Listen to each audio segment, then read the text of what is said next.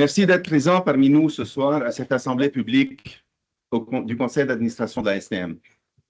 Je suis accompagné aujourd'hui des membres du conseil d'administration dont la majorité a été officiellement nommée le 27 novembre dernier par le conseil d'agglomération de Montréal. 3 membres ont également vu leur mandat reconduit. Permettez-moi de vous les présenter. À partir de ma droite, M. Alex Petauchi, maire de la ville de Dollard-des-Ormeaux. M. Dominique Perry, maire de l'arrondissement de Saint-Léonard. À ma gauche, Mme Effie Gianou, conseillère de ville de l'arrondissement Anse-et-Cartierville et vice-présidente du conseil d'administration. Mme Catherine Boucher, représentante de la clientèle du transport collectif. Mme Julie-Pascale Provost, mairesse de l'arrondissement La Chine. Mme Mercedes Plante, conseillère d'arrondissement d'Outremont. En avant, voilà, à ma droite, M. Sylvain Gariepi, représentant de la clientèle du transport collectif. M. Jocelyn Posé, conseiller de la ville de l'arrondissement Rosemont-la-Petite-Patrie. M. Sylvain Lemay, représentant la clientèle du transport adapté. Et M. André Paulier, secrétaire corporatif adjoint. Et enfin, directement à mes côtés, Mme Marie-Claude Léonard, directrice générale de la STM. Le 9 janvier dernier, la STM a rendu public son budget 2026 et son programme des immobilisations 2026-2035. Dans son budget, la priorité de la STM demeure claire: offrir un service fiable, sécuritaire et accessible à la population montréalaise, tout en respectant le cadre financier de la RTM. Pour y parvenir, nous avons dû faire preuve d'une rigueur exceptionnelle. En 2026, la STM limitera la croissance de ses dépenses d'exploitation à un effort colossal, rendu possible grâce à des compressions budgétaires de 56 millions de dollars. Faites dans un objectif clair: protéger l'offre kilométrique actuelle et éviter des réductions de services qui auraient un impact direct sur la clientèle. Pour y arriver, une multitude de mesures d'optimisation seront mises en œuvre. Je tiens à saluer la résilience et l'engagement de nos équipes dans cette période de transformation. Quant au programme des immobilisations, ce portrait met en lumière le grand enjeu des prochaines années, soit le maintien des actifs. Depuis des années, les investissements octroyés pour préserver nos infrastructures diminuent et la situation est devenue critique, particulièrement pour le métro. Aujourd'hui, le déficit en maintien d'actifs atteint 7 milliards de dollars et pourrait grimper à 9 milliards d'ici 2030 si nous n'agissons pas. Pour la clientèle, cela se traduit déjà par des escaliers mécaniques hors service, davantage d'échafaudages dans nos stations et des projets essentiels comme la réfection ou l'installation d'ascenseurs mis sur pause faute de financement. Sur les 15,2 milliards d'investissements requis en maintien d'actifs pour les 10 prochaines années, seulement 2,8 milliards sont confirmés. Cela laisse 80% des besoins sans financement, alors que 42% de nos actifs sont en mauvais ou très mauvais état. Nous ne pouvons pas relever ce défi seuls. Le financement demeure la clé. Nous appelons les gouvernements du Québec et du Canada à s'entendre rapidement pour permettre le transfert des sommes prévues pour les infrastructures de transport collectif dans le fonds pour bâtir des collectivités fortes. Les documents peuvent être consultés sur le site Internet de la STM. Pour la refonte du réseau de bus, sur une autre note, à l'occasion de cette séance, les membres du CA auront la chance de se prononcer sur les changements proposés dans le cadre de la refonte du réseau bus qui sera déployé ce printemps lorsque l'antenne du REM vers Lens-à-Lorme sera mise en service. La nouvelle desserte concerne le centre-nord et l'ouest de l'île et entrera en vigueur au plus tôt au printemps 2026. Elle a notamment été pensée pour offrir des connexions plus directes avec le REM. Je suis conscient que les changements peuvent être insuffisants pour la clientèle. C'est pourquoi, dans les prochains jours, plusieurs mesures et outils seront mis en place pour aider la clientèle à comprendre le nouveau réseau. Rappelons que cette démarche est également le fruit de consultations s'étant déroulées dans les dernières années et dans le cadre desquelles la population et les arrondissements concernés ont eu l'opportunité de se prononcer sur les différents scénarios envisagés. Évidemment, selon les données qui seront recueillies après le déploiement de la nouvelle desserte, des ajustements pourront être faits. Je laisse maintenant la parole à Madame Léonard. Merci beaucoup, Monsieur le Président. Bonsoir à toutes et à tous. Alors, permettez-moi de commencer avec un retour sur les négociations. On est très heureux de vous dire qu'on a maintenant 3 nouvelles conventions collectives qui ont été négociées avec la partie syndicale pour nos employés. Effectivement, le 22 janvier dernier, les employés du syndicat des professionnels se sont prononcés sur l'entente de principe qui était intervenue entre la partie patronale et syndicale au 31 janvier, entente de principe qui a été entérinée. Alors, le syndicat professionnel, les employés du syndicat professionnel rejoignent les employés du syndicat de bureau administratif et le syndicat des chauffeurs, opérateurs et agents de station. Pour moi, cela démontre qu'on est capable de s'entendre, de faire des compromis et de respecter le cadre financier dans lequel on doit œuvrer pour les prochaines années. Alors, je remercie tous ceux qui ont contribué de près ou de loin à vous permettre d'avoir ces ententes négociées. Je réitère, la STM, nos objectifs sont fermes, mais comment on va arriver à l'objectif? On est très, très flexible. Alors, on poursuit en ouverture les discussions avec les autres syndicats en espérant d'arriver au même résultat pour le bien de tous. Alors, pour moi, l'objectif, elle est ferme parce que ce qu'on vise, c'est de la performance pour offrir un service fiable à moindre coût à notre clientèle. Alors, c'est comment qu'on fait pour y arriver ensemble. Depuis le dernier conseil d'administration de décembre, on a passé à travers la grève du temps supplémentaire de l'entretien, d'un mois. Et au cours de celle-ci, c'est sûr que le nombre de bus manquants à l'issue de la grève de temps supplémentaire a été moins important que ce qu'on anticipait.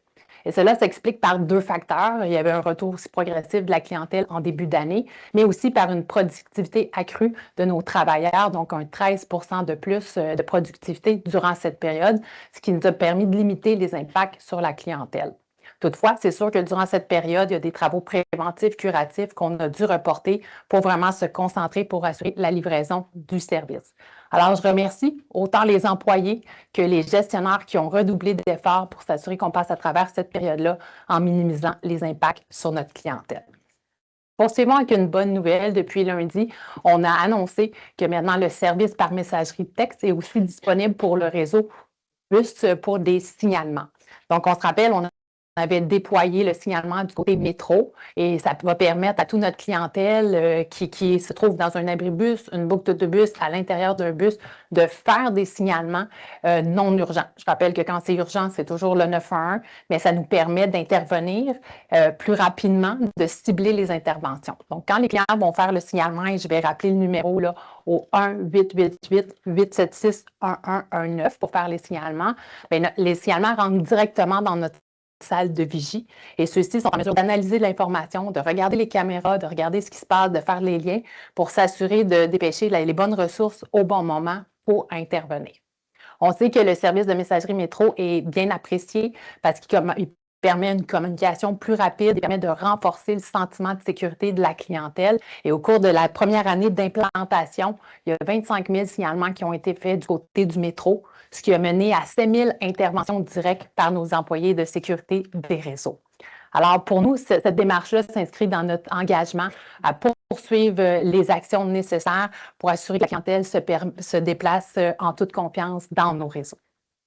Finalement, parlons de partenariats hivernaux. On est vraiment heureux d'accompagner notre clientèle qui se déplace dans les événements hivernaux les plus rassembleurs sur l'île de Montréal. Cette année, la STM a signé une nouvelle entente avec Igloo Fest, donc festival de musique électronique qui est le plus froid à travers le monde, on va le dire comme ça. Et l'objectif, quand on collabore avec des partenaires comme ça, c'est vraiment de démontrer que la meilleure option de déplacement pour se rendre aux événements, c'est le transport collectif. Et il y a quand même quelque chose de très montréalais de regarder tout le monde sortir avec son habit de neige de toutes sortes de couleurs à Champ-de-Mars pour se rendre aux événements.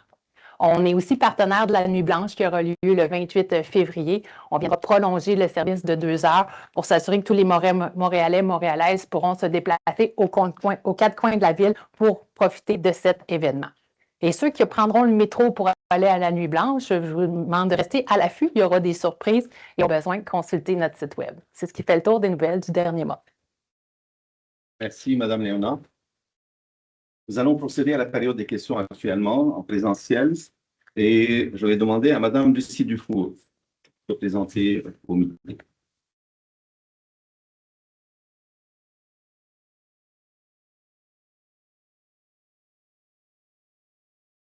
Bonjour, Monsieur le Président et les conseillers.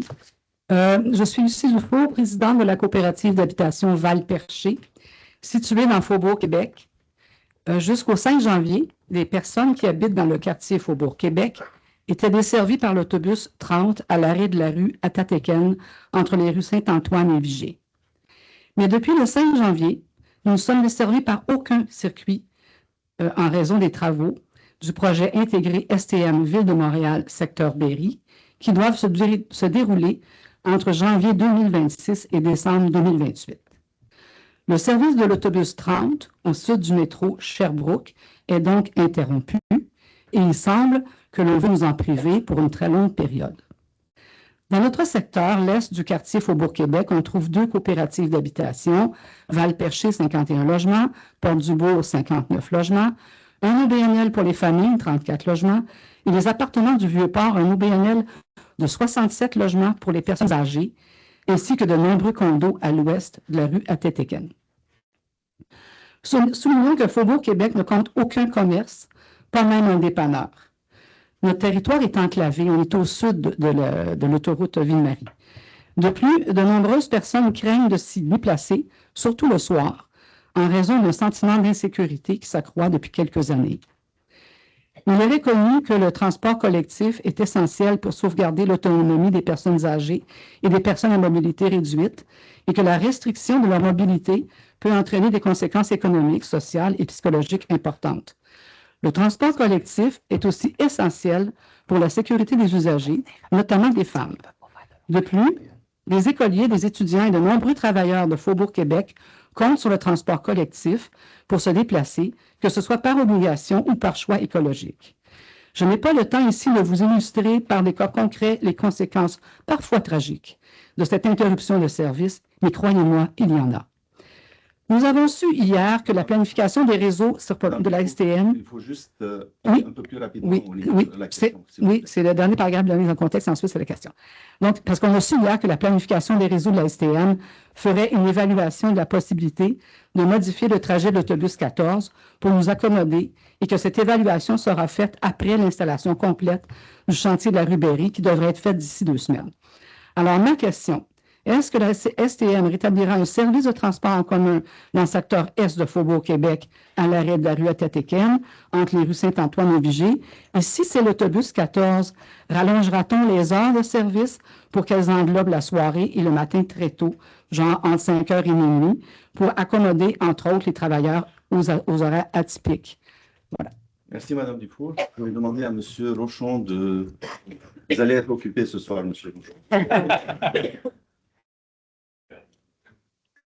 Donc, bonjour.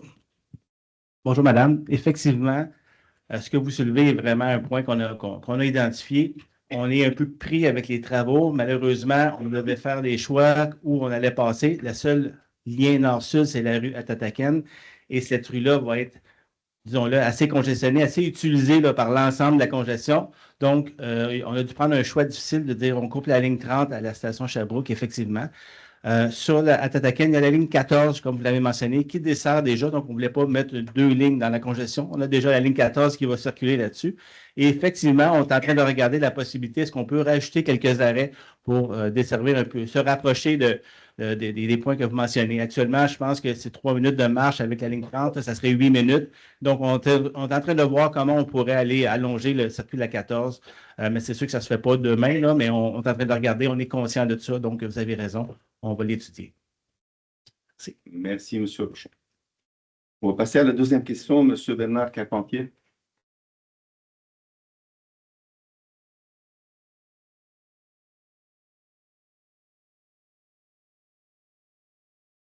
Les membres du Conseil. Ça va être court. Où se retrouvent les matières résiduelles des stations de métro et des garages? Merci pour la question. Je vais demander à M. Paulier de répondre. Oui, j'espère que vous m'entendez bien. Merci. Merci de votre question. En fait, la STM fait beaucoup d'efforts depuis des années. Point de vue développement durable, on a un plan de développement durable 2030 qui a été adopté. Donc, évidemment, il y a un système de tri à la source, autant dans les centres de transport, les installations pour les employés que pour la clientèle. Donc, les résultats, là, justement, j'ai regardé en quelques minutes pour 2024. était de 85 %. Donc, le taux de détournement de matières résiduelles de l'enfouissement, ça veut dire la valorisation, c'est à 85 %. La cible est d'atteindre le 90 % pour 20 ans. Donc, tout ça se fait via nos employés, via évidemment la Ville de Montréal aussi, qui est un partenaire qui vient récolter notamment les matières résiduelles dans nos installations. Voilà. Parfait. Je vous remercie. Merci. Merci beaucoup. La troisième question, c'est Mme Shirley Barnea. Une question sur la sous-traitance.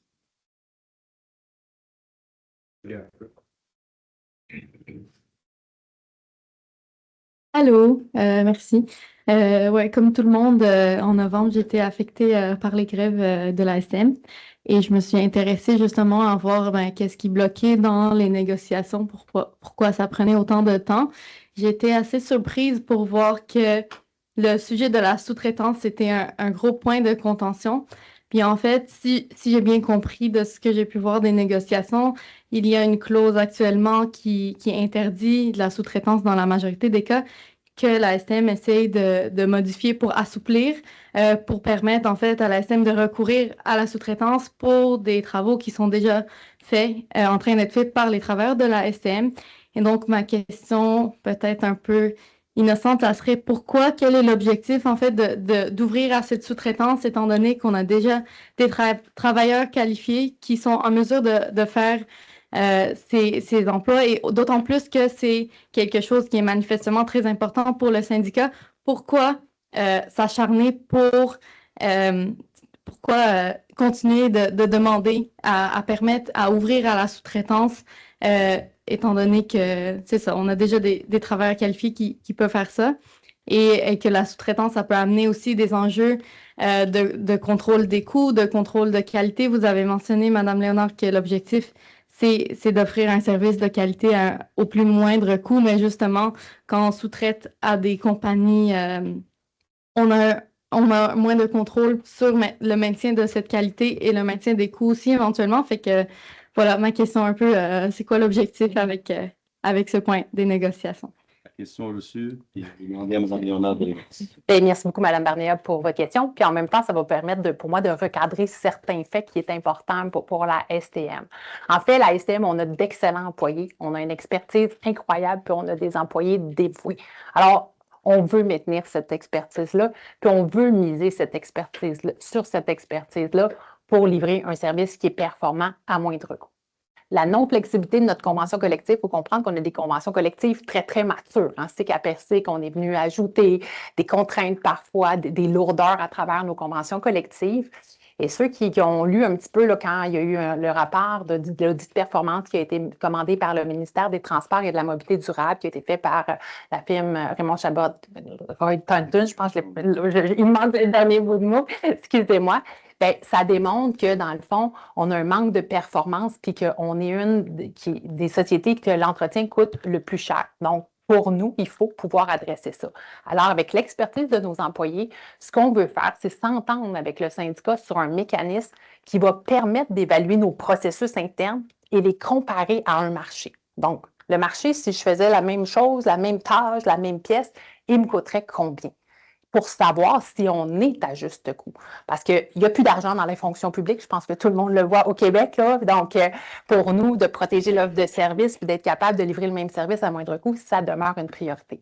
Alors, pour nous, ce qu'on veut faire, c'est un mécanisme bien documenté avec des indicateurs factuels pour regarder à l'interne, ça coûte-tu plus cher qu'à l'externe. Et si vraiment on est plus cher à l'interne, ce qu'on propose, c'est de dire on va se donner un temps ensemble pour réajuster nos méthodes de travail, regarder ce qu'on fait, pour arriver au coût du marché.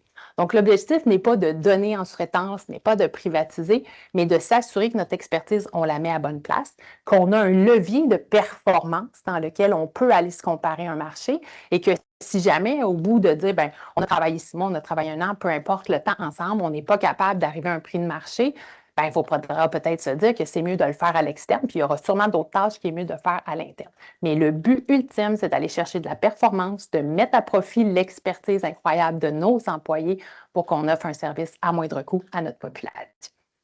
Merci. Je ne sais pas comment ça marche. Est-ce que je dois une sous-question? Oui, vous avez droit à une sous-question. OK, parfait, merci. Merci pour la réponse, pour le contexte. Est-ce que dans ce processus, vous envisagez de considérer d'autres facteurs aussi, autres que juste le coût? Je m'explique. Au niveau de la ville, sur l'entretien des routes notamment, on a beaucoup de problèmes de mauvaise qualité des routes. Puis une des causes qu'on peut voir, c'est ce fameux loi du plus bas soumissionnaire où on est obligé de prendre la soumission la plus basse tout le temps, mais ce qui arrive, c'est que souvent, c'est aussi la plus basse qualité. Et ce qu'on voit, c'est les nids de poules que j'ai pas besoin d'expliquer à personne, on sait. Et donc, avec ça, juste quand vous envisagez de faire ce processus pour considérer d'autres options de sous-traitance, est-ce que c'est seulement à travers le prix ou est-ce qu'il y a d'autres éléments comme la qualité qui sont considérés aussi? Et aussi les conditions des travailleurs qui vont être employés par ces compagnies qui n'ont pas nécessairement les mêmes conditions que les travailleurs syndiqués de la STM. Bien, pour nous, c'est quand on parle de mettre un processus en place bien documenté, c'est pas juste de regarder un coût. Ça prend un niveau de qualité, ça prend une durabilité et ça prend aussi de dire, bien, aujourd'hui, le marché il est là, dans 5 ans, il est où? Donc, tu sais, pour moi, là, c'est de regarder l'ensemble des critères pour qu'on ait une comparaison juste et qu'on puisse emmener une meilleure performance à la STM. Merci. Merci, Mme. Bon, la prochaine question, c'est Mme Julie Fontaine.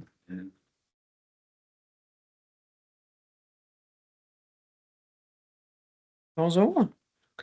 Bonjour. Julie Fontaine. Moi, je suis résidente de Rosemont, particulièrement près du parc Pélican et usagère de l'autobus 427, ex-autobus 427, matin et soir depuis sa mise en service en 2011 et non en 2019, comme indiqué par erreur dans le Journal de Montréal lors de l'entrevue du 10 décembre dernier.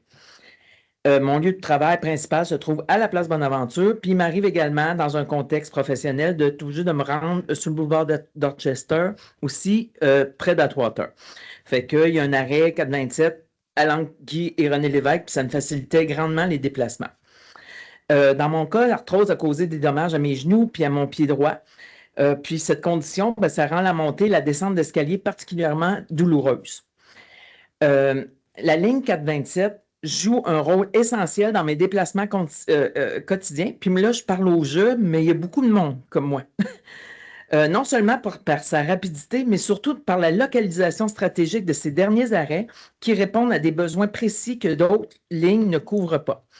Sa suppression ne se traduit pas simplement par un allongement de trajet, elle m'oblige à effectuer des correspondances supplémentaires et à utiliser des stations comportant de nombreuses marches, ce qui est particulièrement difficile compte tenu de mes limitations physiques. Les lignes alternatives ne compensent donc pas réellement cette perte, même si elles sont déjà en forte demande. Madame Fontaine, je vous demande juste d'aller à la question. Oui. Je veux juste ajouter que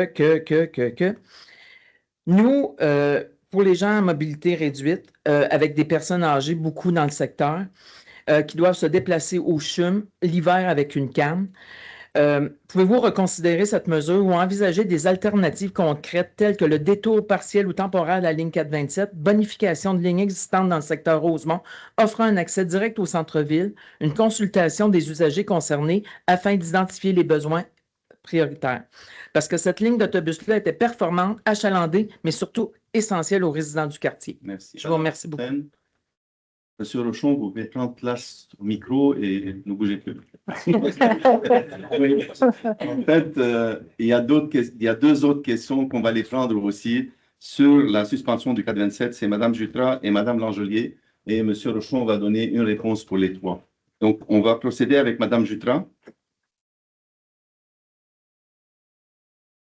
Préambule, s'il vous plaît, puis une question. Oui, je vais essayer de faire ça rapidement, de toute façon, il y a des choses qui se répètent. Donc, bonjour, je m'appelle Marie Jutras, je suis résidente de Rosemont et maman de Philémon, 15 mois, qui fréquente le CPE Tortue-Têtue, qui est affilié à l'UQAM.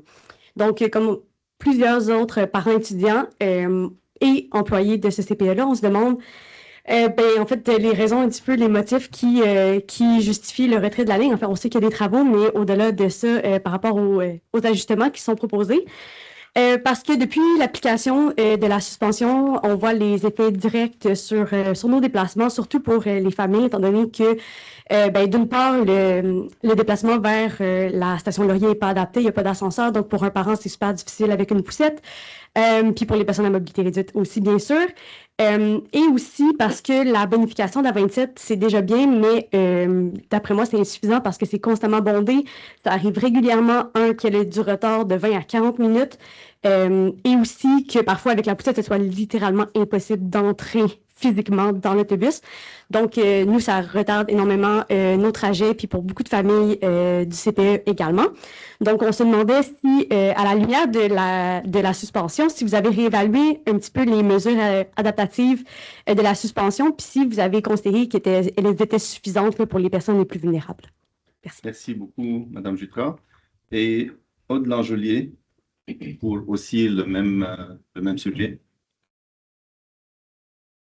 Bonsoir. Bonsoir. Merci. Je m'appelle Aude Langelier. Je vais essayer de ne pas répéter qu'est-ce qu'on a dit. C'est moi qui est l'instigatrice de la pétition qui s'appelle Sauvons la 427. Je vais y aller dans d'autres sujets que mes compatriotes ont parlé. Ce que vous disiez pour défendre la suspension de la 427, c'est que le détour durerait 20 minutes. Donc, ça ne serait plus une ligne express. Mais les solutions que vous proposez, ça prend environ 20 minutes pour les usagers. Donc, ça vient compliquer notre vie de faire des transferts qui sont inaccessibles au lieu qu'on puisse rester dans le même autobus qui pourrait très bien prendre un détour qui existe. Encore une fois, les solutions que vous avez proposées ne sont pas logiques pour nous. Je prends la 27 au début de la ligne, puis même pas arrivé à Saint-Michel, on est tassés comme des sardines. À Laurier, des fois, on peut même pas prendre le premier métro parce qu'il y a trop de personnes. Puis moi, particulièrement, je suis déménagée du sud-ouest à Rosemont l'année passée pour ne plus avoir à prendre le métro. J'ai eu des blessures aux jambes, puis on l'a dit à Laurier, quand on débarque la 27, les premiers escaliers sont même pas automatiques. On est 1500 personnes qui ont signé la pétition, dont 900 à Montréal et 700 qui habitent le long de la ligne 427. On s'est mobilisé pour vous dire que ce que vous avez proposé ne fonctionne pas et que les conséquences sont lourdes pour nous. Est-ce que vous allez corriger la situation? Merci, Madame Langelier. Monsieur Lechon. Bonsoir à vous trois. On est très conscient des enjeux que ça fait. Comme j'ai mentionné tout à l'heure, les travaux Berry nous obligent à faire des choix parfois très difficiles. Il faut rappeler que la 427 avait été mise en place à l'époque dans le cadre du mouvement orange, principalement pour désengorger un peu la ligne orange qui était très engorgée. Depuis la pandémie, il y a un peu plus de place. Il y a certains voyages, je confirme que ça se peut qu'on est serré, mais il y a quand même un peu plus de place. Et le gros problème, c'est qu'on a regardé plein d'alternatives pour faire des détours et ça prend 20, 25, 30 minutes de plus. Donc, on perd évidemment cette rapidité-là, cet express-là. Ce qu'on peut économiser, bien, on va le mettre sur la 27. On a déjà rajouté 25 voyages. Je comprends que c'est peut-être pas assez. On va l'analyser, on va le regarder, on va voir si on peut augmenter le nombre de voyages. Mais c'est sûr que de regarder la 427 qui est en superposition, une grande partie du tronçon, qui se rend dans un secteur très congestionné, c'est pas plus avantageux. Je comprends que oui, pour l'accessibilité, je suis tout à fait d'accord. Ça faisait partie des choix qu'on a dû regarder en disant oui, la station n'est pas accessible. Mais on doit essayer de récupérer ce qu'on a et de le mettre sur le service à 427. C'est ce qu'on va regarder pour améliorer un peu le service à 427. Je comprends que ce n'est peut-être pas la réponse que vous vouliez avoir, mais je pense qu'on n'a pas le choix de faire un choix difficile parce que ce secteur-là sera... faut éviter ce secteur-là. Là. On va perdre nos autobus là, dans la congestion. Merci. Est-ce que vous seriez ouvert à avoir un comité d'usagers qu'on pourrait consulter, échanger, être au courant, d'avoir de la transparence? Contactez-moi, je vais vous donner mes coordonnées, puis mes équipes pourront entrer en contact avec vous là, pour voir comment on peut suivre ça là, au fur et à mesure. Je vous remercie. Merci. Au revoir. Merci beaucoup. La prochaine question, c'est Martial Leblanc. Merci, Martial. La même question. Et si je vois que j'ai besoin de papier assez inscrit aussi à la réception. Si j'ai besoin d'intervenir après, ça vous dérange pas. C'est parce qu'on va prendre les noms qui sont ici. Donc, si vous donnez votre place. Oui, mon nom est là. OK. C'est bon. Votre nom? OK. Bonsoir à tous. Bonsoir. Puis, j'ai mis mon gilet de chien parce que c'est comme ça que j'ai su que j'étais pour avoir une ligne d'autobus sur ma rue. Alors, moi, j'ai le contraire de problème que tout ce monde ici. Moi, c'est on propose un autobus sur une rue résidentielle.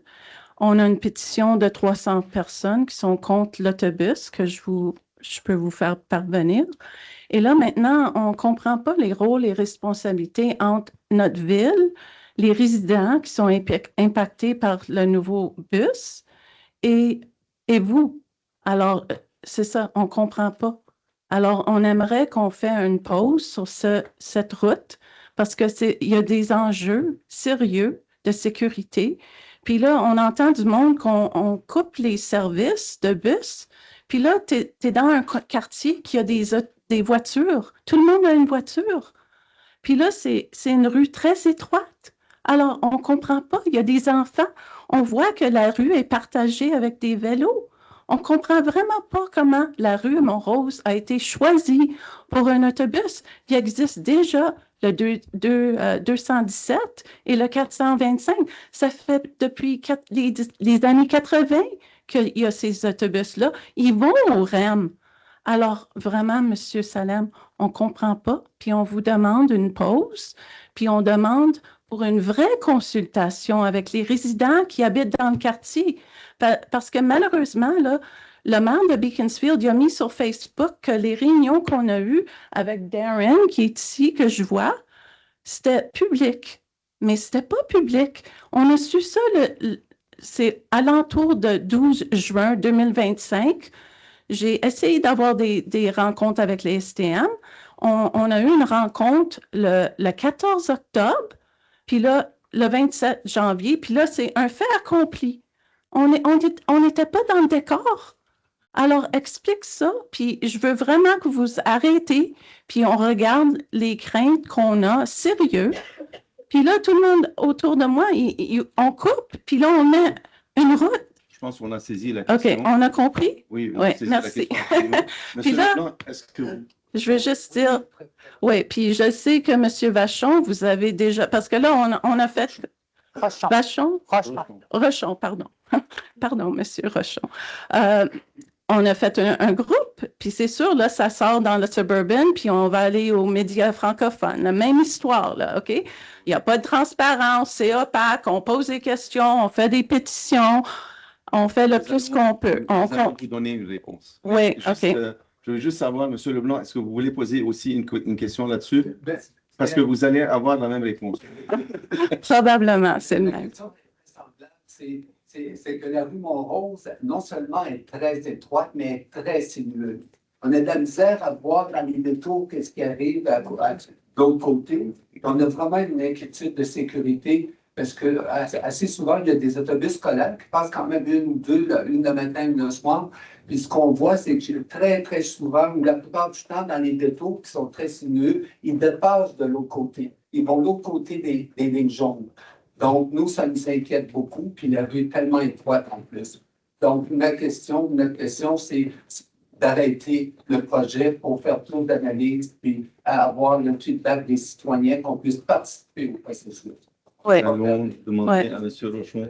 Oui, Je vais demander à M. parce que moi, je vais avoir des questions légales, là, parce qu'il faut comprendre que moi, j'ai passé au accès à l'information, puis j'ai pas eu mes réponses, là. Moi, j'ai su que la ville de Beaconsfield a approuvé, entre guillemets, puis là, on fait le ping-pong entre qui est responsable en automne 2024. Puis là, la plateforme est là. Puis là, je vous comprends, c'est difficile parce qu'on ne sait pas quand le REM va fonctionner. Puis moi, j'ai pris le REM, puis c'est merveilleux.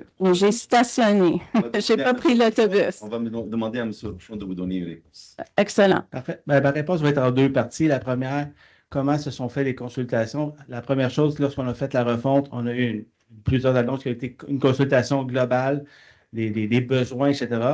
On a rencontré les arrondissements également, l'arrondissement de Beaconsfield.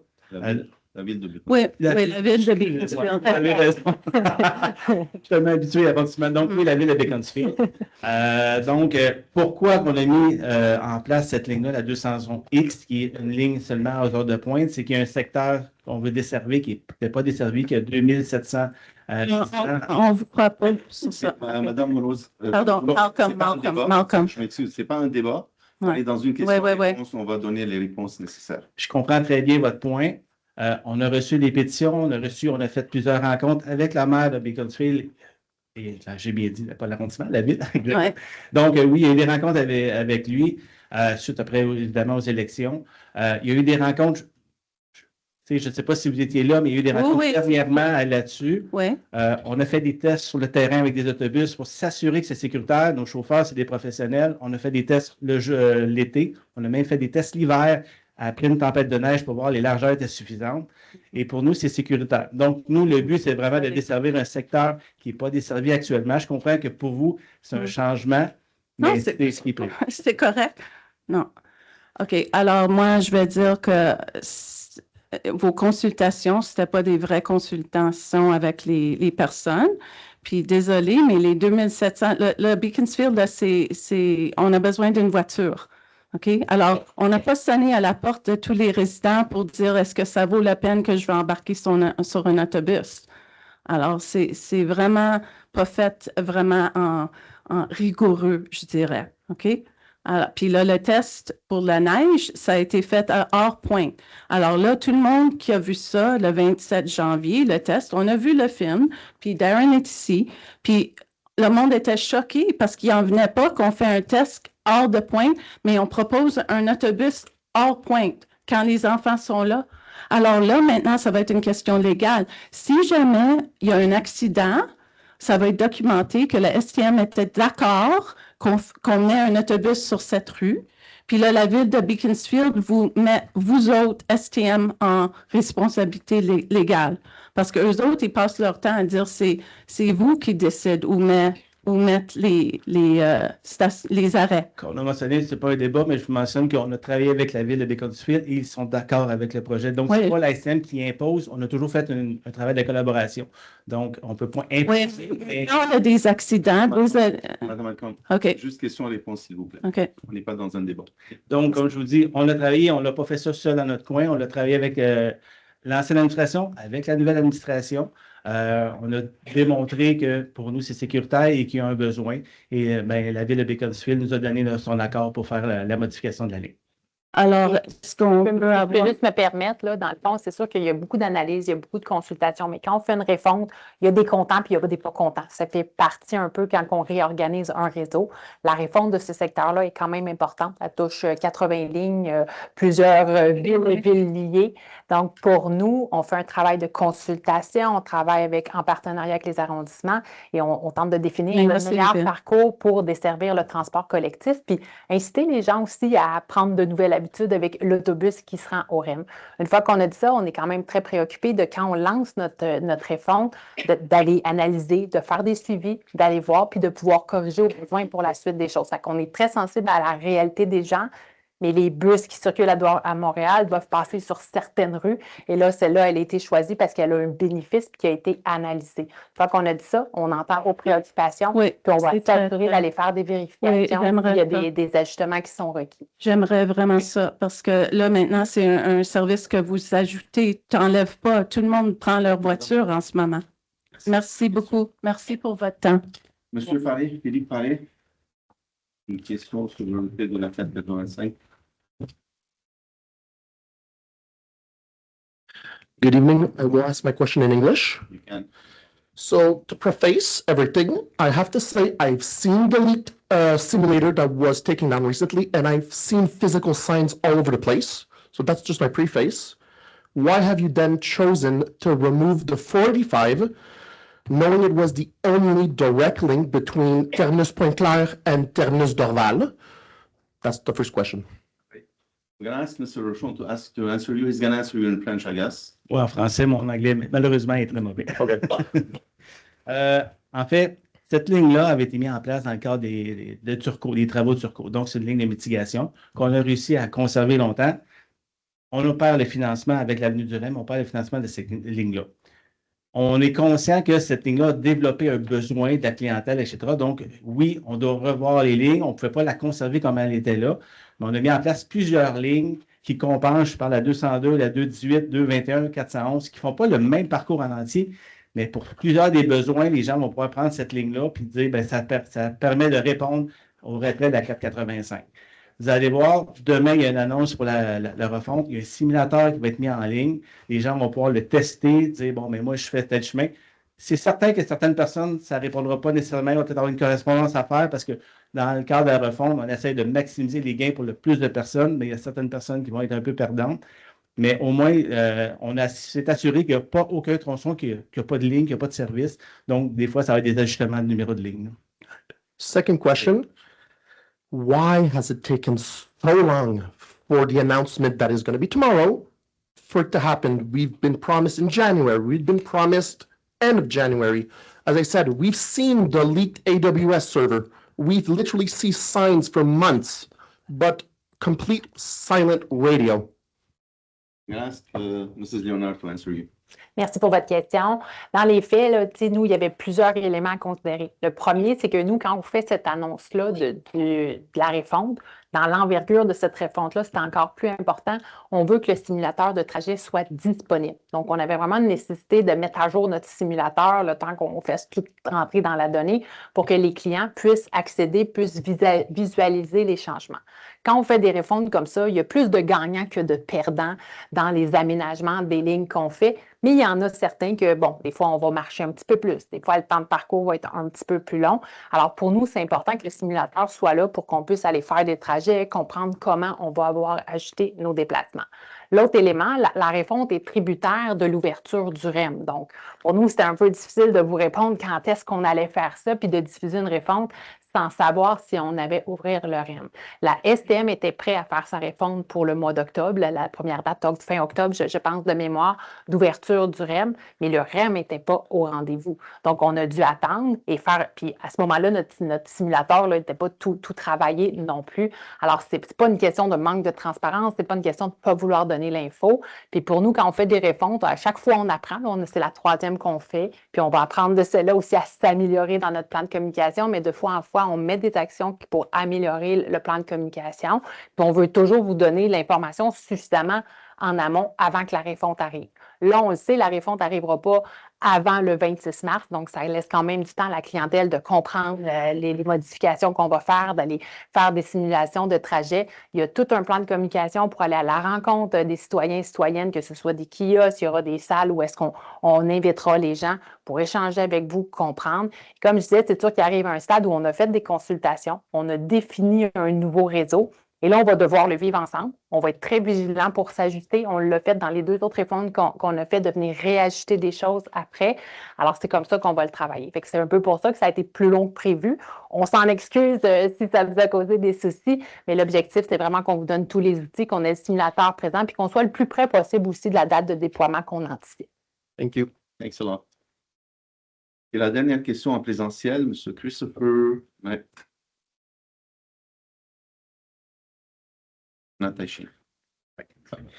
Merci beaucoup.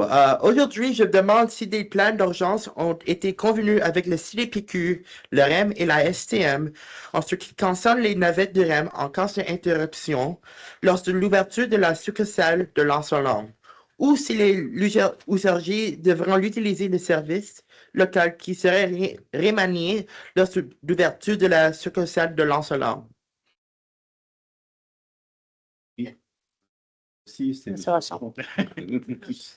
Bonsoir. Oui, effectivement, à la base, la refonte qu'on met en place, on revoit toutes les lignes pour s'assurer d'avoir une redondance en cas de problématique du REM. Donc, avec ce qu'on va mettre en place, déjà 85% de la population va avoir accès soit à une ligne de métro ou à une ligne de train de banlieue avec une seule ligne de bus. Donc, si le REM tombe en panne, déjà 85% des gens vont avoir une autre alternative pour se rendre. Deuxièmement, avec le CDPQ Infra, le REM, oui, il y a des navettes, il y a un plan de contingence qui est mis en place. Si jamais le REM tombe en panne plus de 30 minutes, bien là, dans ce temps-là, il nous appelle, on met un plan de contingence pour des navettes pour venir aider. Évidemment, il faut être conscient qu'un bus ne remplacera jamais un REM là, en termes de capacité, mais il y a des navettes qui vont être mises en place pour compenser, pour pas que les gens soient pris là, dans les stations là, sans alternative. Là. Donc, le réseau de base couvre déjà très bien des alternatives en cas de panne et en plus, on rajoute des navettes et des bus là, pour compenser. OK, merci beaucoup. Puis peut-être juste une petite précision aussi là, pour rassurer, mais la STM non plus, on n'est pas tributaire. C'est le REM qui nous appelle pour dire on met le service de relève. Donc, c'est vraiment une décision qui émane et c'est eux qui décident à quel moment ils nous interpellent pour qu'on mette le service de relève en place. Donc, il y a une action qui est obligatoire du REM pour qu'on soit là, mais nous, quand on nous appelle, on est là dans 30 minutes. Merci. Merci beaucoup. Merci à toutes les personnes qui sont présentes ici avec nous. Ceci met fin à la période des questions en présentiel.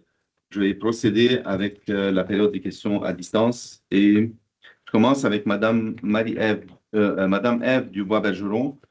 Et la question, comment allez-vous assurer la fiabilité et la qualité du service offert au public alors que celui-ci serait confié à une firme privée pour le transport adapté?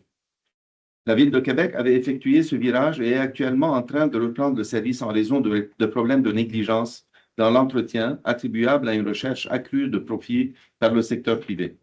Alors, M. Ahmad Bouhamida, directeur transport adapté, c'est à vous la réponse. Parfait. Bonjour, Madame Ève Dubois-Bergeron. Donc, je tiens juste à rappeler que ce qui a été donné à l'industrie du taxi, c'est le 10% de déplacement qui était avant effectué par les minibus. Et 90% de nos déplacements donc, étaient déjà impartis par l'industrie du taxi. Et je rappelle que dans l'ensemble du cycle de déplacement, donc que ce soit au niveau de l'admission, de la réservation, de la planification ou du suivi des déplacements, ça demeure des équipes STM, donc des employés STM, qui assurent, qui vérifient, qui contrôlent la qualité et la fiabilité du service. Donc, nous avons des mécanismes contractuels qui nous assurent un suivi très rigoureux et mature par rapport à la fiabilité et la ponctualité du service livré par les fournisseurs de taxi. Et à titre d'exemple, donc pour l'année 2025, la fiabilité du taxi était avoisinée les 100%, donc il n'y avait pas de véhicules manquants pour déplacer la clientèle. Merci beaucoup. La deuxième question, c'est Mme Alice Mascarena. Comment expliquez-vous l'embauche massive de gens de métier par la Ville de Montréal afin de contrôler l'explosion des coûts liés aux contrats octroyés au privé, alors que de son côté, la STM souhaite privatiser plusieurs secteurs similaires? Madame Léonard. Merci. Merci, Mme Mascarena, pour votre question. Alors, c'est sûr que je ne peux pas me prononcer sur la réalité opérationnelle de la Ville versus de la STM. Chacun on a nos réalités, puis je ne connais pas les aboutissements de ce qui emmène là. Mais c'est sûr que du côté de la STM, pour moi, ça me permet aussi de recadrer l'objectif de la STM. La STM n'a pas l'objectif de donner ses activités à l'externe. Au contraire, elle veut miser sur l'expertise de ses employés. On a d'excellents employés, ils sont dévoués, ils ont une expertise, puis quand on a des problèmes, ils sont là pour trouver des solutions. Ce qu'on veut pouvoir faire, c'est s'assurer de se comparer à un marché pour que la STM puisse offrir un service performant à moindre coût. Donc, ce qu'on veut établir, c'est un processus qui nous permet de dire, quand je fais telle pièce, telle activité, si je me compare au privé, est-ce qu'à la STM, je suis au bon coût, je suis moins cher ou je suis plus cher? Et le cas échéant, si je suis plus cher, on veut travailler avec la partie syndicale et nos employés pour dire comment on peut faire pour s'emmener au prix du marché. Parce que dans l'état de la situation financière des fonds publics actuellement, on se doit vraiment d'être capable de réduire nos dépenses pour protéger l'offre de service à notre clientèle, protéger notre mission. Fait que pour nous, c'est simple. Ce qu'on veut, c'est s'entendre sur un processus qui va permettre d'évaluer, de se challenger pour être sûr que ce qu'on fait, notre niveau de productivité dans nos méthodes de travail est le bon, puis qu'on puisse se comparer à un marché. Si on n'est pas au même coût qu'un marché, on est prêt à prendre du temps ensemble pour arriver au même coût. Et si, en conclusion, bon, il n'y arrive pas, bien là, on prendra une décision. Alors, pour nous, il n'y a pas d'objectif de donner à l'externe, de perdre notre expertise. C'est tout l'inverse. Et aussi, on veut travailler avec nos employés sur notre mission de base et être excellent à entretenir des bus, entretenir des métros. Et je rappelle qu'il y a un audit de performance qui a été commandé par le ministère du Transport et de la Mobilité durable qui démontre qu'on a un manque de performance et des coûts plus élevés de ce côté-là. Donc, dans la situation financière actuelle, tant de la STM que des fonds publics, on se doit de faire les choses différemment. On a des conventions de collectives de plusieurs années. Au fil du temps, on est venu ajouter de la lourdeur, on manque de flexibilité. On doit se donner de la flexibilité pour que nos activités d'entretien soient à moindre coût, en mettant en profit l'expertise de nos employés et qu'on se donne des mécanismes ensemble pour se challenger, pour aller chercher cette performance-là qui est nécessaire pour offrir le service de qualité à moindre coût à notre clientèle. Merci, Mme Léonard. La troisième question, François Geoffroy. Les expériences de sous-traitance montrent que c'est une voie dangereuse. À moyen terme, ça se traduit par une hausse des coûts et une dégradation de la qualité pour permettre au privé de faire du profit. Le temps qu'on s'en rende compte, l'expertise développée à l'interne a été perdue et on ne peut plus reculer. On voit tous les problèmes que ça a créé en santé. pourquoi elle est là? Je pense que c'est la même réponse que vous allez donner éventuellement. Enfin, je pense que la réponse, elle est déjà donnée. Tout à fait. Mais, Monsieur Geoffroy, dans le fond, je reprends la réponse et je vais ajouter aussi que quand on veut évaluer un processus, on veut le faire sur le coût, on veut se faire sur la qualité, puis on veut le faire sur une tendance long terme. Fait qu'on veut considérer l'ensemble des éléments pour avoir un comparable puis s'assurer qu'on prend les bonnes décisions d'affaires pour la STM. Merci beaucoup. Monsieur Jérôme Saunier, pendant la commission sur les finances, M. Salem a déclaré qu'il rencontrerait le ministre des Transports pour parler de financement. Le gouvernement va-t-il allouer davantage de fonds au maintien de nos actifs? Va-t-il conclure une entente avec le fédéral pour que le financement destiné au transport collectif arrive enfin? Quelle sera la part consacrée au programme d'accessibilité du métro? Alors, merci, M. Saunier, pour la question. Effectivement, moi, j'ai été rencontrer le ministre et c'est un travail de tout instant que je vais faire pendant le mandat. J'ai demandé déjà au ministre de faire ce qu'il faut pour aller rencontrer son homologue fédéral et qu'on puisse trouver un terrain d'entente pour avoir une entente Québec fédéral, Québec-Canada, et qu'on puisse, avec cet argent, investir dans nos maintiens d'actifs. C'est certainement le travail, ça ne va pas se faire en 24 heures. Il y a tout un travail qui doit être fait. Je vais continuer à sensibiliser le ministre du Transport du Québec, comme je vais faire exactement avec le ministre du Transport du fédéral, justement pour qu'on puisse aller chercher cet argent.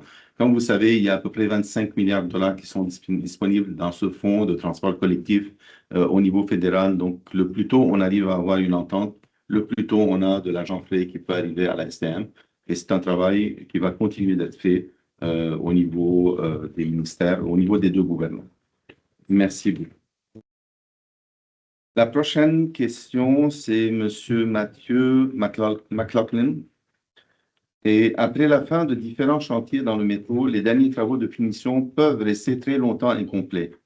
À Jean Talon, un grand mur de béton face à la billetterie reste à découvert. À Atwater, des clôtures temporaires subsistent après l'implantation des ascenseurs. Ça enlaidit le réseau et diminue le sens de sécurité. Peut-on veiller à finaliser les chantiers complétés? Monsieur Patrick Sergerie. Oui, bonjour. Merci, M. McLaughlin, pour votre question. En fait, sachez d'abord qu'on est très, très sensible à cette question-là de la finition architecturale de nos stations de métro. C'est quelque chose qui nous tient à cœur. Toutefois, dans chacun des cas, il y a des particularités. Par exemple, vous avez mentionné deux exemples, à Atwater et à Jean Talon. À Atwater, c'est tout simplement, à la fin des travaux, il y a eu une anomalie qui a été relevée, une déficience qui a été relevée sur une des portes qui doit rencontrer certaines exigences au devis. Et donc, cette porte-là est partie en fabrication pour respecter nos exigences. Donc, en attendant, on est obligé de mettre une cloison pour protéger l'ouverture dans la station, à la station Atwater. À Jean Talon, c'est un peu différent parce que, à l'instar de d'autres stations de métro, c'est le cas aussi à la station Berry-UQAM, les travaux s'échelonnent sur plusieurs années, en plusieurs phases. Donc, l'enjeu qu'on a depuis plusieurs années, c'est un enjeu, on le répète assez souvent, de maintien d'actifs, d'argent, d'investissement dans le maintien d'actifs. Et donc, on n'a pas les fonds pour réaliser toutes les phases en séquence. Donc, qu'est-ce qu'on fait quand on doit prioriser les interventions? C'est qu'on se concentre sur les interventions qui touchent à la fiabilité puis à la sécurité du service. Donc, à Jean Talon, c'est ce qu'on a fait. On est allé intervenir sur la structure du tympan en tunnel. Le tympan, c'est la jonction qu'il y a entre le tunnel fermé et la station elle-même. On appelle ça le tympan du métro. Donc, on est allé faire des travaux de sécurisation au niveau structural, mais les autres phases de travaux vont arriver un peu plus tard quand les fonds de maintien d'actifs seront disponibles. Donc, soyez patients, ça va prendre encore un peu de temps. Et ce qu'on ne veut surtout pas faire, c'est de commencer à faire des finis muraux pour en améliorer l'esthétisme, puis devoir défaire ça dans quelques années pour venir compléter les travaux importants qu'on avait à faire dans la station. Merci, M. Sergerie. Madame Nancy Ryan, une autre question sur 211 Express. The new 211X bus, I would like to know the criteria for choosing Monrose versus Windermere versus maintaining the Sherbrooke route with an extended bus along Elm. Monsieur Rochon, je pense que vous avez déjà donné une réponse pour la question. Bon, oui, allez-y. Oui, je peux peut-être juste compléter pourquoi on a choisi cette... Exactement. Oui, la ligne 211 qui reste à la rue Sherbrooke, la 211, et comme j'ai mentionné tout à l'heure, permet de desservir un secteur très dense, mais aussi avec Le centre Gary Taylor, l'école John F. Kennedy, c'est des ressources importantes pour des personnes avec handicap. Donc, on vient bonifier. Puis, oui, ça a des impacts effectivement pour certains résidents, mais on a reçu aussi beaucoup de demandes ou des appuis de certains résidents qui veulent avoir le service. Donc, pour nous, c'est quand même un secteur important. On a fait des validations sur le terrain pour s'assurer que c'est sécuritaire suite aux commentaires qu'on a reçus. Donc, on a fait des validations sur le terrain, s'assurer que c'est sécuritaire. Puis par la suite, on a travaillé avec la ville de Beaconsfield pour s'assurer que tout le monde est à l'aise avec la mise en place de cette ligne. Merci. La prochaine question, Mme Caroline Bourgault. Bonjour, je vous ai déjà écrit au sujet de l'abolition de la ligne 427. Votre réponse m'a semblé politique et peu constructive. Cette suppression complique sérieusement le quotidien de milliers de Montréalais. Trajet allongé, correspondance incertaine, perte de temps, aucune alternative crédible n'a été proposée. Que comptez-vous faire pour corriger cette situation? J'imagine la réponse, elle est déjà donnée, elle a déjà été donnée. M. Bernard Couturier-Lévesque, bonjour. Abribus absent au code d'arrêt 62-163 à Île-des-Sœurs, à la Pointe Sud. Hier, je suis intervenu au conseil de ville de Verdun. M. Benoît Gratton est au courant. Pour quand l'installation d'un abribus? Nous l'attendons depuis plus de 2 ans. Merci de l'attention portée. M. Rochon, vous êtes populaire ce soir. Oui, on est conscient de cette demande-là. Oui, ça a été identifié. Je comprends que les délais peuvent sembler très longs, mais nous sommes en discussion avec l'arrondissement depuis l'été, fin de l'été 2025 pour aménager un abri à cet endroit-là. Le problème qu'on a, c'est que l'espace public est très restreint. Donc, on a regardé ce qu'on pouvait mettre juste une marquise qui prend beaucoup moins de place. Ce n'était pas possible. Donc, on est en discussion avec l'arrondissement. Nos derniers échanges, c'est justement de voir quel type d'abri qu'on allait avoir, qui allait faire les travaux, la négociation avec les propriétaires privés. Donc, il y a toutes ces choses-là qui sont en cours. Je vous rassure, c'est un objectif qu'on veut mettre, qu'on veut le mettre le plus vite possible, mais il y a des discussions à avoir avec l'arrondissement et avec le propriétaire privé là, de l'endroit. Merci, M. Rochon. Je pense que la question de M. Richard Gagné est exactement la même, mot par mot. C'est concernant l'abribus aussi. Je pense que la réponse est déjà donnée. M. Jacques Guy, bonjour. Pourquoi les informations sur les départs de bus extra-industriels ne sont pas rendues publiques? Je trouve que plusieurs de ces départs seront utiles pour plusieurs passagers. Madame Martine Ouellet. Bonjour, M. Guy. Merci pour la question. Donc, effectivement, idéalement, tous les lignes de bus auraient des horaires. Malheureusement, pour les lignes industrielles, ceux-ci ont des horaires particuliers dont les caractéristiques ne peuvent être intégrées dans le système d'information en raison d'une limitation fonctionnelle. Donc, c'est un peu la raison qui explique pourquoi elles ne sont pas publiées. Et quand on prend les besoins des clients qui doivent être priorisés, celui-ci n'a pas encore été priorisé pour le moment. Alors, j'espère répondre à votre question. Merci. Merci beaucoup, madame. Ceci met fin à la période des questions et nous allons procéder actuellement à l'ordre du jour de l'Assemblée publique. L'article 1, adopté l'ordre du jour de la présente Assemblée du Conseil d'administration. Cet article, il est proposé par madame Julie-Pascale Provost et appuyé par madame Gianou. Et l'article 1 est adopté à l'unanimité. Pour l'article 2, approuver le procès-verbal de l'Assemblée du Conseil d'administration de la Société tenue le 10 décembre 2025. C'est proposé par M. Posé et appuyé par Mme Gianou. Et l'article 2 est adopté, encore une fois, à l'unanimité. Pour l'article de la rubrique 4, contrat de services et travaux, je vais proposer le jumelage des deux articles, le 4.1, ce n'est pas moi qui va proposer, c'est Mme Provost et Mme Gianou. On va proposer le jumelage des deux articles. Et donc, le 4.1, autoriser une modification au contrat pour la maintenance et le support de simulateurs de conduite octroyés à Octal pour une augmentation de l'enveloppe budgétaire afin d'ajouter un montant supplémentaire pour l'assistance technique sur demande. Le coût total, c'est 220 200 $ et 12 sous, toutes taxes incluses. Et l'article 4.2, autoriser une modification au contrat STM 4249 05 12 68 pour la migration du logiciel Accès vers la version 2013 au contrat de licence et services Astuce On Demand, un numéro 920 octroyé à Giro, le groupe en informatique et recherche opérationnelle, soit l'amendement 3 et ce sans coût supplémentaire. Ces deux articles sont proposés par Mme Provost et appuyés par Mme Giano.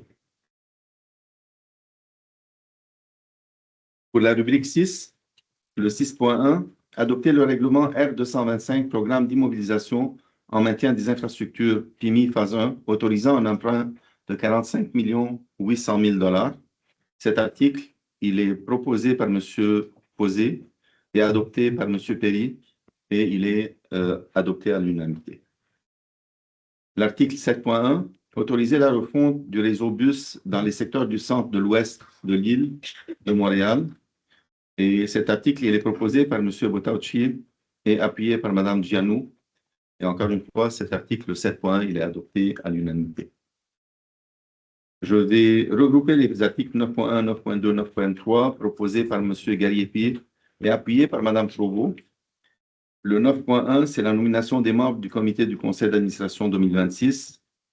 Le 9.2, adopter le calendrier des assemblées publiques du conseil d'administration de la Société de transport de Montréal pour l'année 2026.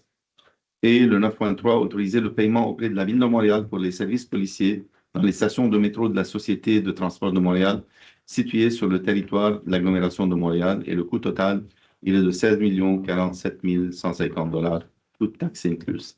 Ces trois articles, comme je l'ai déjà proposé, c'est comme je l'ai déjà dit, c'est M. Gariepi et Mme Provost, et les trois articles sont adoptés à l'unanimité. Alors, ceci n'est pas à l'ordre du jour de l'Assemblée régulière du conseil d'administration de la Société Transport de Montréal pour ce mercredi, le 4 février. Merci pour votre présence.